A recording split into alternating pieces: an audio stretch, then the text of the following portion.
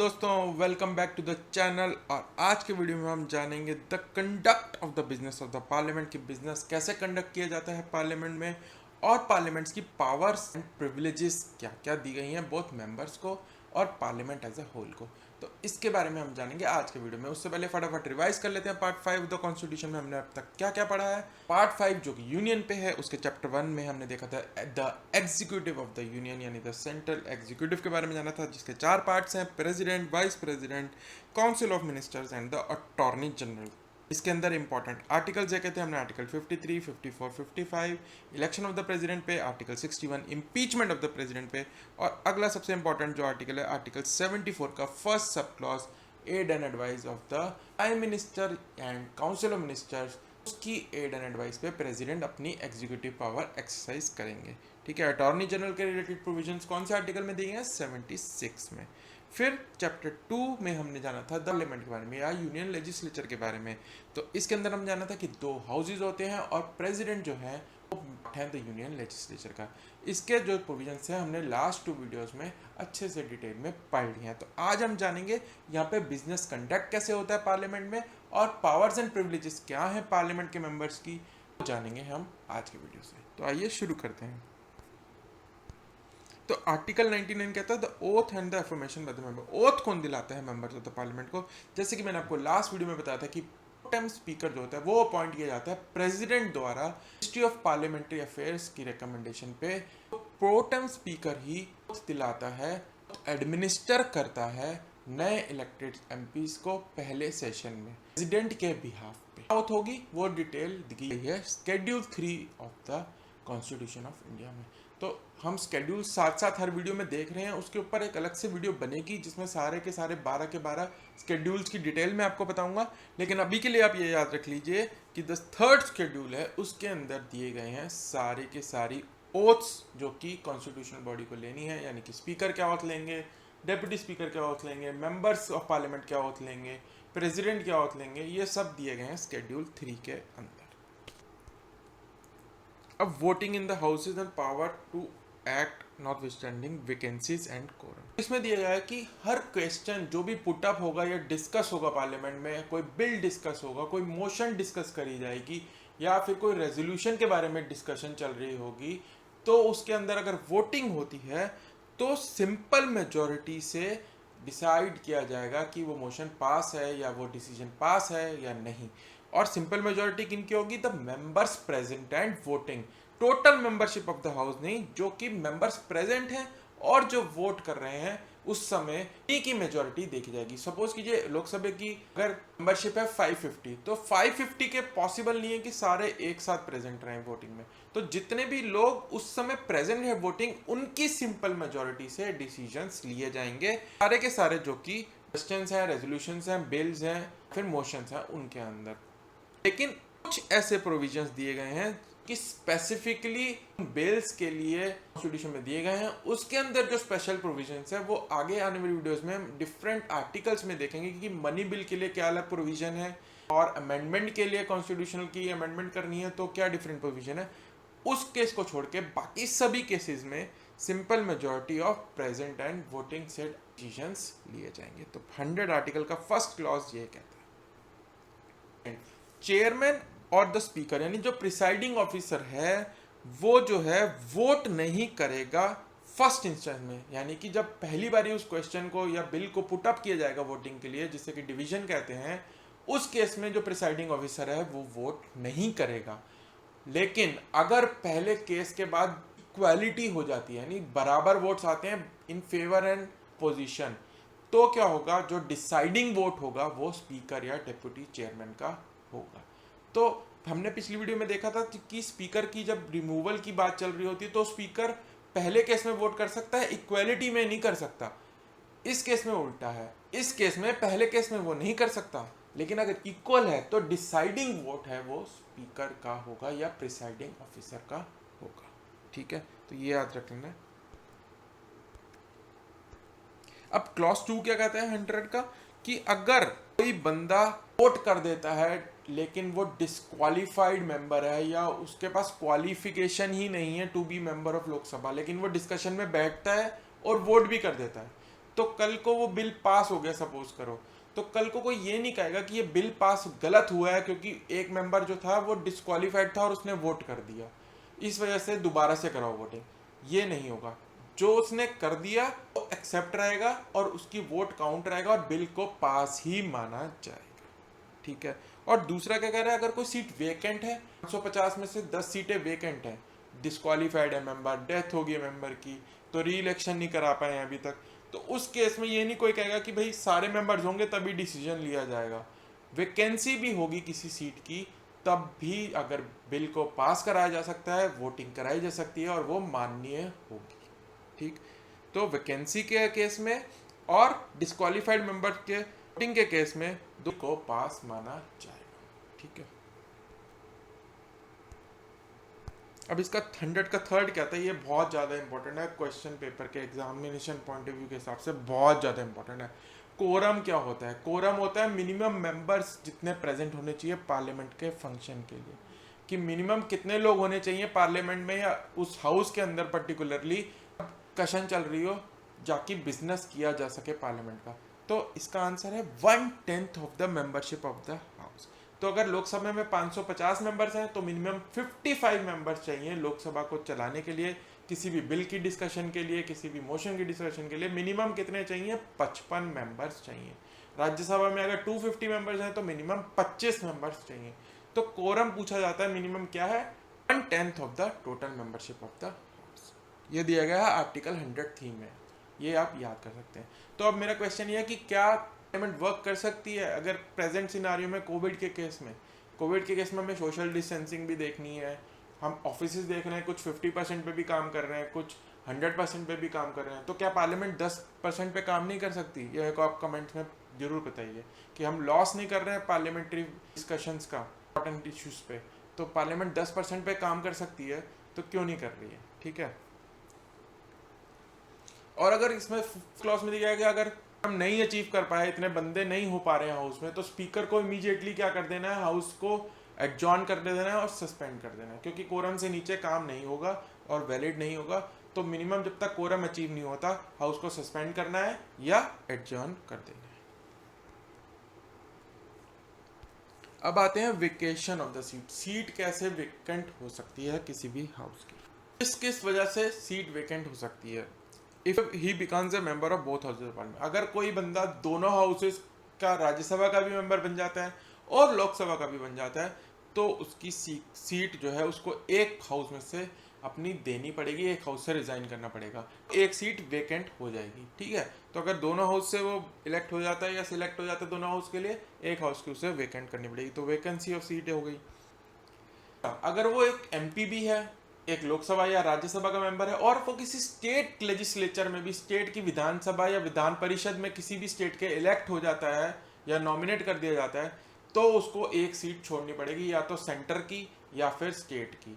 अब अगर वो इसमें दिया गया, अगर 14 दिन तक वो डिसाइड नहीं कर पाता है कि कौन सी मेरे को छोड़नी है, तो ऑटोमेटिकली अगले दिन यानी 15th डे पे उसकी जो सेंटर की स्टेट है यानी जो पार्लियामेंट की सीट है वो चली जाएगी और वो स्टेट लेजिस्लेचर का मेंबर बन जाएगा। तो हमने देखा था योगी आदित्यनाथ जी जब इलेक्ट हुए थे chief minister of Uttar Pradesh, तो वो लोकसभा के एमपी थे, तो उन्होंने लोकसभा की सीट से रिजाइन करा, तो उनकी लोकसभा की सीट वेकेंट हो गई, वहां दोबारा इलेक्शन हुए और फिर वो स्टेट लेजिस्लेचर के मेंबर बन गए और वो फिर चीफ मिनिस्टर बन गए।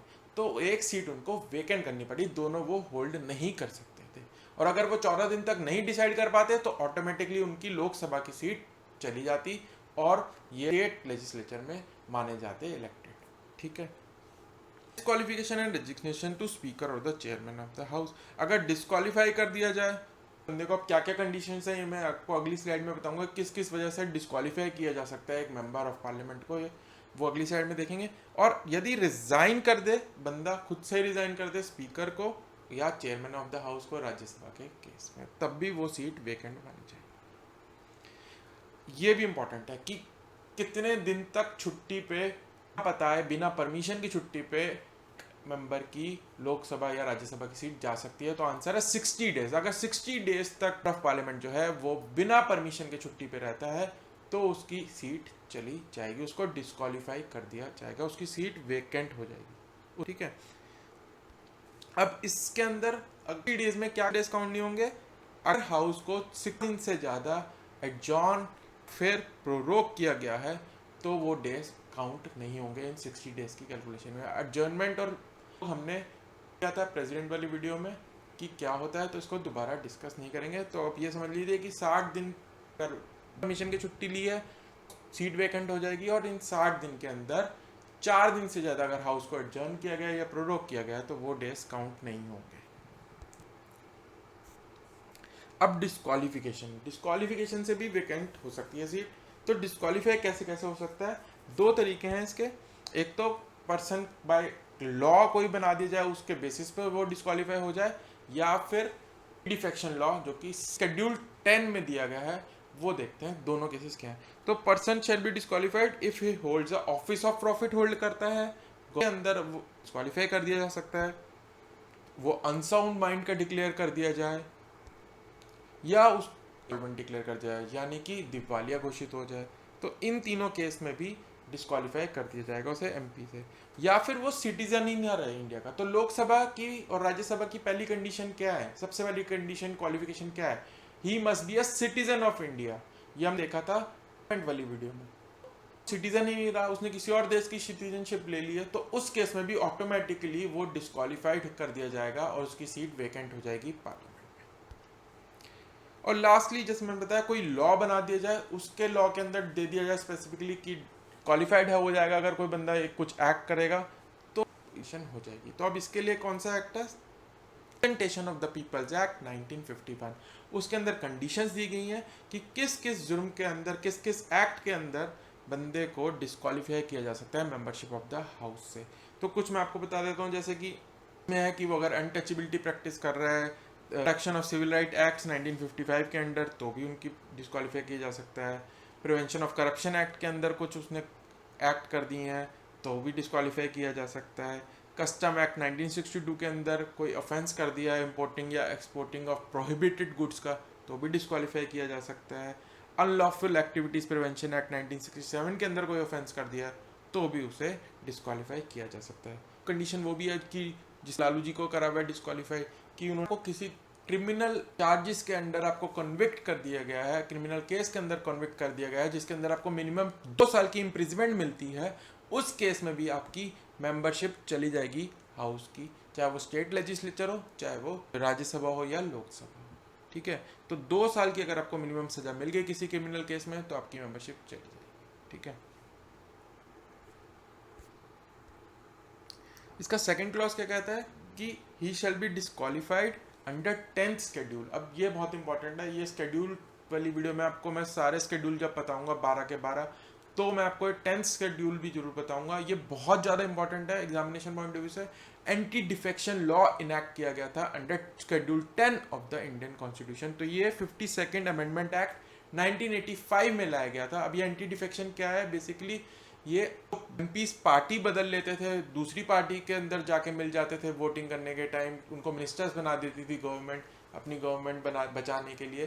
तो इसको प्रिवेंट करने के लिए एंटी डिफेक्शन लॉ लाया गया था। तो उसको डिटेल में मैं शेड्यूल वाली वीडियो में जरूर बताऊंगा आपको। अभी के लिए आप ये समझ लीजिए कि ये शेड्यूल 10 है, इसके अंडर भी डिस्क्वालिफिकेशन की जा सकती हैं एमपीज की, और ये शेड्यूल लाया गया था 52nd अमेंडमेंट एक्ट 1985। अब डिसीजन कौन लेगा डिस्क्वालिफिकेशन का, कि कल को कौन डिसाइड करेगा कि अगर डिस्क्वालीफाई है कि नहीं मेंबर। तो अगर तो नॉर्मल कंडीशंस जो हमने पहले वाले में पढ़ी हैं कि लॉस के अंडर है, अनसाउंड माइंड है, ऑफिस ऑफ प्रॉफिट है, तो ये सब प्रेसिडेंट डिसाइड करेंगे कि मेंबर डिस्क्वालीफाई है कि नहीं with the recommendation from election commission of India. ठीक है, और दूसरे केस में क्या है कि अगर डिस्क्वालिफिकेशन हो रही है under schedule 10 anti defection law के अंडर हो रही है, तो सिर्फ स्पीकर और chairman of Rajya Sabha he decide कर लेंगे, इसमें प्रेसिडेंट की रिकमेंडेशन की ज़रूरत नहीं है। तो president under recommendation of election commission, ये इंपॉर्टेंट है, ये पूछा जाएगा आपसे। और एंटी डिफेक्शन के अंदर स्पीकर और the chairman of the house वही डिसाइड कर लेंगे। अब पेनल्टी क्या होगी अगर बंदा डिस्क्वालीफाइड है, उस पर क्वालिफिकेशन ही नहीं है, फिर भी वो हाउस में बैठ रहा है, डिस्कशन भी कर रहा है, वोटिंग भी कर देता है किसी बिल पे या मुद्दे पे, क्वेश्चन पे, तो क्या होगा, वो बिल या क्वेश्चन तो वैलिड रहेगा, वो मैं आपको बता चुका हूँ, पर जो बंदा बैठ गया उस पर तो कुछ पेनल्टी लगाएंगे नहीं, तो वो अगली बारी फिर बैठ के वोट करेगा। उसको प्रिवेंट करने के लिए एक मॉडेस्ट 500 रुपीज़ पर डे, जितने दिन वो बैठेगा 500 रुपये हर दिन के उसको पेनल्टी चार्ज की जाएगी। ठीक, अब आते हैं powers of the parliament. Powers क्या क्या है पार्लियामेंट के पास?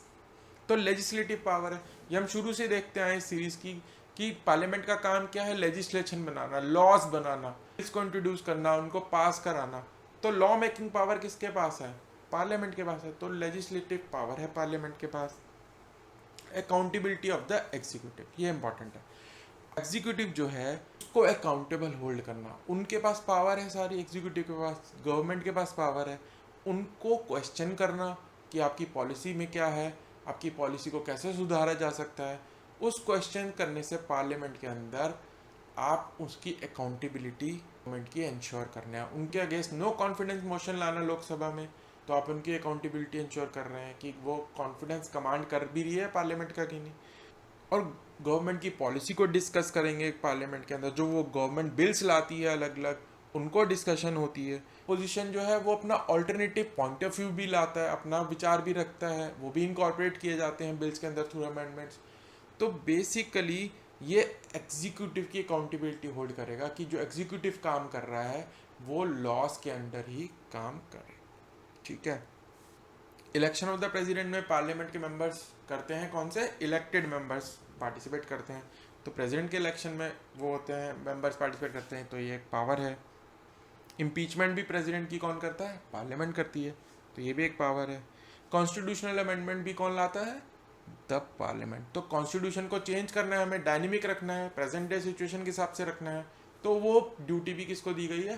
पार्लियामेंट ऑफ इंडिया को। ठीक है, और ऑथराइजेशन ऑफ पब्लिक स्पेंडिंग, तो गवर्नमेंट को वेरियस स्कीम्स बनाई है, उन पे स्पेंडिंग करनी है, उन पे पैसा खर्चना है, उस लोगों पे टैक्स लगाना है, ये सब कहाँ से होगा? कंसोलिडेटिव फंड ऑफ इंडिया से होता है। तो ये जो है गवर्नमेंट को इसका अप्रूवल लेना पड़ता है पार्लियामेंट से। जैसे कि आप देखते हैं बजट है, उसको भी पार्लियामेंट में पेश कराते हैं, पार्लियामेंट अप्रूव करती है स्पेंडिंग को और टैक्सेशन को, तब जाके वो इम्प्लीमेंट होता है। उससे पहले सिर्फ वोट ऑफ अकाउंट के थ्रू ही काम चलाना पड़ता है गवर्नमेंट को। तो बेसिकली जो स्पेंडिंग है उसको ऑथराइज करती है, ये ना केवल अकाउंटेबिलिटी अश्योर करती है एग्जीक्यूटिव की, कि एक पार्लियामेंट की पावर भी है जिससे कि कंट्रोल रख सके गवर्नमेंट के ऊपर कि पैसा और टैक्सेशन जो है वो पब्लिक वेलफेयर में ही लगे, जो कि गवर्नमेंट बोल रही है उसी तरीके से उसे स्पेंड करे। और lastly it is a source of information, record and criticism. अब जो क्वेश्चंस पूछे जाते हैं, बिल्स पे डिस्कशन होती है, ये सब रिकॉर्ड होता है पार्लियामेंट पे। ठीक है, तो वो सब रिकॉर्ड जो है वो एक सोर्स ऑफ इंफॉर्मेशन है जनता के लिए, आगे के प्रोसीडिंग्स के लिए पार्लियामेंट के पास, कोर्ट जजमेंट्स में। तो ये सब एक सोर्स ऑफ इंफॉर्मेशन है, और इसका क्रिटिसिज्म भी होता है, अपोजिशन भी क्रिटिसाइज करती है हर पॉलिसी को गवर्नमेंट की, अपने सुझाव भी देती है। तो ये डिस्कशन से इंफॉर्मेशन मिलती है पब्लिक को प्रेजेंट सिचुएशन पे कि क्या चल रहा है देश में। अब आते हैं आज के आखिरी टॉपिक पे, प्रिविलेजेस ऑफ द एमपीज, यानी कि कुछ जो विशेष अधिकार दिए गए हैं मेंबर्स ऑफ पार्लियामेंट को। तो दोस्तों सबसे पहली चीज इसमें ध्यान रखने वाली है कि ये आर्टिकल 105 में दिए गए हैं, आर्टिकल नंबर पूछा जा सकता है, तो आप ये याद रख लीजिए। फिर दूसरी चीज क्या क्या प्रिविलेजेस हैं वो देखते हैं। तो इसमें पहली है कि freedom of speech in the parliament, की फ्रीडम ऑफ स्पीच दी जाएगी एमपी को पार्लियामेंट में बोलने की, और उस स्पीच को जो उसने पार्लियामेंट में बोला है उसको किसी कोर्ट में नहीं ले जाया जा सकता, उसको इम्यूनिटी दी गई है जो मेंबर की स्पीच है जो उसने पार्लियामेंट में दी है। बट सिंस कुछ भी नहीं बोला जा सकता, इसीलिए कुछ रिस्ट्रिक्शंस भी दी गई हैं, जैसे कि हमने आर्टिकल 19 में देखा था फंडामेंटल राइट्स की वीडियो में कि कुछ रीजनेबल रिस्ट्रिक्शंस पार्लियामेंट लगा सकती है। उसी तरह से फ्रीडम ऑफ स्पीच एमपी की जो पार्लियामेंट में है वो भी subject to the rules of the house है, और जो रूल्स बनाए जाएंगे हाउस के उसी के अनुसार होने चाहिए। अगर उसकी वायलेशन होगी तो हाउस ही उसे पनिश कर सकता है, अगर उसने कोई ऐसी स्पीच दी है जो कि डिग्निटी ऑफ द हाउस के अगेंस्ट है। ठीक है, तो ये रूल्स जो हैं वो हाउस ही डिसाइड करेगा और हाउस ही पनिश करेगा, इसको कोर्ट ले जाने का कोई प्रोविजन नहीं है। मैं ये आपको बता चुका हूं कि कोई भी स्पीच या वोट अगर देता है बंदा पार्लियामेंट में या किसी पार्लियामेंट्री कमेटी में, उसके अगेंस्ट कोर्ट नहीं लिया जा सकता। उसको सिर्फ पार्लियामेंट पे ही राइट है उसको पनिश करने का अगर वो वायलेट करता है rules of the house. Freedom from being summoned as a witness without leave of the house. House की परमिशन के बिना जब सेशन चल रहा है तो किसी एमपी को फोर्स नहीं किया जा सकता किसी भी केस में विटनेस देने के लिए। परमिशन लेनी पड़ेगी हाउस की अगर एमपी को विटनेस के लिए ले जाना है तो। Freedom from being arrested in civil cases. Civil cases में अगर सेशन चल रहा है तो उस केस में सिविल केस है तो अरेस्ट नहीं किया जाएगा किसी एमपी को। लेकिन अगर ये अरेस्ट प्रिवेंटिव डिटेंशन है या किसी क्रिमिनल केस के लिए है तो ये इम्यूनिटी नहीं दी जाएगी, सिर्फ सिविल केसेस में दी जाएगी।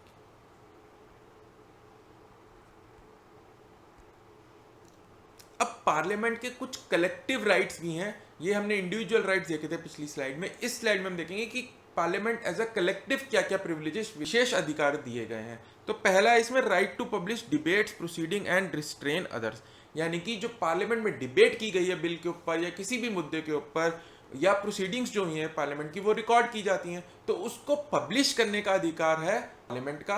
और दूसरों को भी रोका जा सकता है इसकी प्रोसीडिंग्स को पब्लिश करने के लिए। तो इसके लिए कुछ केसेस भी हुए थे तो वो हम इसमें नहीं देखेंगे, बट उसमें देखा था कि पार्लियामेंट रिस्ट्रेन कर रहा था मीडिया हाउसेस को पब्लिश करने से कुछ details of the proceedings of the house. तो ऐसे रिस्ट्रेन भी कर सकता है पार्लियामेंट। एक्सक्लूड स्ट्रेंजर्स, बाहर के लोगों को पार्लियामेंट्री प्रोसीडिंग्स में अटेंड करने से रोक सकता है। रेगुलेट इंटरनल मैटर्स, जो अंदर के मुद्दे हैं कि कैसे चलानी है पार्लियामेंट, क्या क्या रूल्स होंगे पार्लियामेंट के, ये सब पार्लियामेंट खुद ही बनाएगी। इसके लिए कोई बाहर से कोई नहीं बना सकता, पार्लियामेंट के मेंबर्स ही बनाएंगे। To punish members and outsiders for breach of privileges and contempt of the house. तो अगर किसी मेंबर का ब्रीच होता है प्रिविलेज का, कोई हनन करता है किसी मेंबर का प्रिविलेज का, तो उसको पनिश करने का राइट किसके पास है? पार्लियामेंट के पास है। उसके लिए कोर्ट नहीं पनिश करेगा, सिर्फ पार्लियामेंट करेगी। और सेम केस है अगर कंटेम्प्ट ऑफ द हाउस होता है कि हाउस के बारे में कोई गलत गलत बोल देता है तो उस केस में भी हाउस ही पनिश करेगा, आउटसाइडर को हो या वो कोई एमपी हो। ये यहाँ तक कि इम्प्रिजनमेंट भी दे सकते हैं अगर बंदा गिल्टी पाया जाता है तो। अब salaries and allowances of the members क्या है? It shall be determined by parliament as per law. तो ये हमने देखा ही है कि जब सैलरीज रेस करनी होती है तो बहुत ज़्यादा अप्रोर होता है कि पार्लियामेंट ने अपने पैसे खुद ही बढ़ा लिए एमपीज़ के। तो ये बाय लॉ जो है पार्लियामेंट अपने एमपीज़ की सैलरीज एंड अलाउंसेस खुद ही डिसाइड कर सकता है। तो ये था प्रिविलेजेस का आखिरी आर्टिकल। दोस्तों अगले वीडियो में हम जानेंगे बहुत ही ज़्यादा important topic examination point of view से, बिल्स कैसे एक्ट बनते हैं उसका पूरा प्रोसीजर जानेंगे। ऑर्डिनरी बिल्स के बारे में जानेंगे, मनी बिल्स के बारे में जानेंगे और कॉन्स्टिट्यूशनल अमेंडमेंट बिल्स के प्रोसीजर के बारे में डिटेल में समझेंगे अगले वीडियो में। तो अगला वीडियो मिस मत करिएगा, बहुत ज़्यादा इंपॉर्टेंट वीडियो है अगला। दोस्तों आज की वीडियो में इतना ही। अगर आपको ये पसंद आया है तो प्लीज़ प्लीज़ प्लीज़ इसे लाइक कीजिए एंड शेयर कीजिए अपने दोस्तों के साथ, जिससे कि वो भी अपनी प्रिपरेशन में हेल्प पा सकें। एंड दोस्तों do subscribe to our channel and hit the bell icon, जिससे कि आने वाले वीडियोस की नोटिफिकेशन आपको मिलती रहे। तो दोस्तों हम मिलेंगे अगले वीडियो में, तब तक के लिए bye bye and happy learning.